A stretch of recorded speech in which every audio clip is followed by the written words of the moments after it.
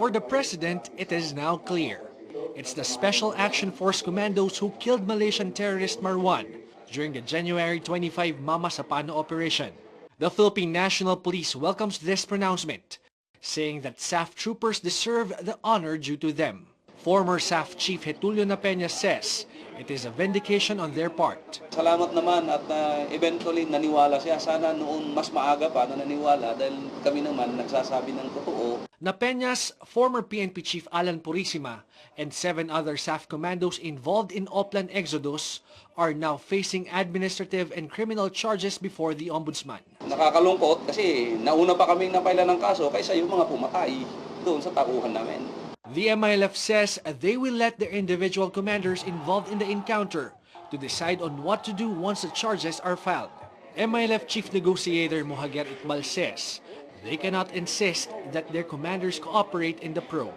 Cannot do that because, it's an internal legal process of government.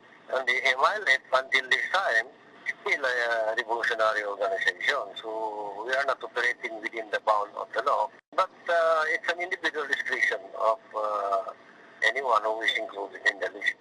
But Iqbal refused to comment when asked what will happen if MILF members charged resist when their arrest is ordered. Well, we do not go to that situation, to that extent, because, preliminary pa naman yan eh. Wala pa naman kaso yan eh. Mayroon mga preliminary processes leading to the formality of the process. I don't think we have to answer that question right now. The PNP says it may ask for the AFP's help once arrest warrants are ready to be served. Nearly 9 months after the tragedy, families of the fallen SAF are still waiting for a resolution to the case. Yung lang ang hinihintay namin na makita na parusahan ng gumawa ng karumalduman na krimen. Sino-sino po sila? Masaan na po sila?